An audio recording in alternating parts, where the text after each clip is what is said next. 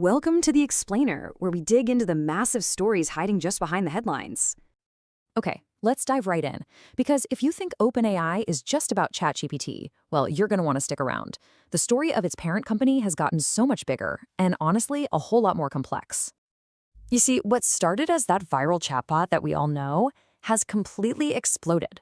We're not talking about just an app developer anymore. It's morphing into this global force with ambitions that are, frankly, kind of hard to wrap your head around. And that whole transformation has basically put the company right in the middle of a war on two fronts. The first one is very public. It's a war for total market domination. But the second one? That's a much quieter, more hidden war for control, and maybe even for its own survival. So let's start with that first front, the public one, because the scale of their campaign for global expansion is, well, it's just staggering. Let's start with the money. OpenAI's reported valuation is now $500 billion. To put that in perspective for you, it was $300 billion just a few months ago. So yeah, investors are clearly betting on something much, much bigger than a chatbot. And that bet is being fueled by some huge acquisitions. This is the price tag for Statsig, a product analytics firm. But they're not just buying tech here. They're buying top-tier talent to build out their offerings for big business. But their ambition goes way beyond the corporate world. Get this. OpenAI has pledged to certify 10 million Americans in AI skills by 2030. This is a massive national initiative that they announced right from the White House. Talk about a power move. So you might be asking, how do you connect all those newly certified workers with jobs? Well, you build your own jobs network. They're launching a platform that's basically a LinkedIn for AI, using their own technology to match all that talent with employers. And they are absolutely not starting small. Just look at this list.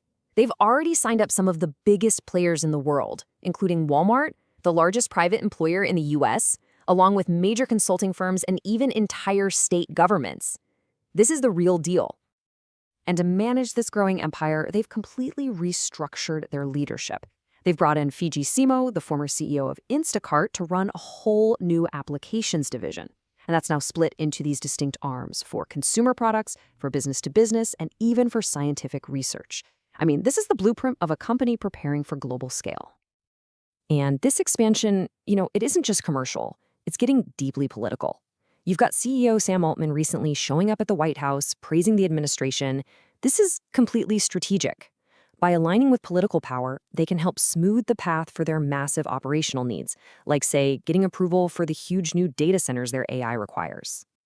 But, and there's always a but, right? This rapid, super aggressive expansion, it comes at a steep price. And that brings us to the second front of OpenAI's war, the intense, chaotic, and often hidden internal battle for control. Because behind all those glossy announcements, there's a much darker reality playing out. While OpenAI projects this image of building the future, it's simultaneously grappling with some pretty intense legal, ethical, and internal pressures. And the most tragic of these are the lawsuits. One family in California is suing the company for wrongful death, alleging that ChatGPT actually validated and encouraged their teenage son's harmful thoughts before he died by suicide. Their lawyer is flat out accusing the company of negligence. In response to this and other incidents, the company is now scrambling to roll out new safety features. They're adding things like parental controls, linking teen and parent accounts, and building systems to try and detect acute distress and redirect those sensitive chats to safer models. Now, according to inside reports, this immense external pressure has fostered a real sense of paranoia. Some top executives reportedly believe there's a coordinated alliance of rivals. We're talking figures like Elon Musk and Mark Zuckerberg working together to take them down. And this isn't just talk. That paranoia has led to some really aggressive legal action, like hitting a small nonprofit with a subpoena, demanding to see any communications it had with their perceived enemies. The nonprofit says those communications don't even exist. So when you bring these two fronts together, the explosive public ambition and the chaotic private reality, it raises some really serious questions about the company's stability and its future. And this is why all of this matters.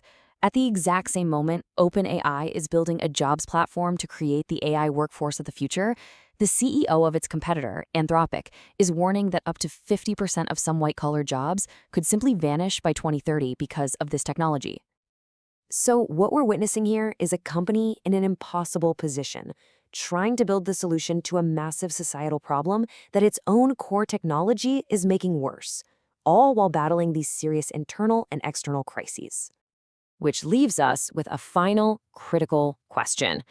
A company with this much power, this much ambition, and this much internal turmoil is shaping our world. The question is, can it build a stable future for everyone else if it can't first secure its own?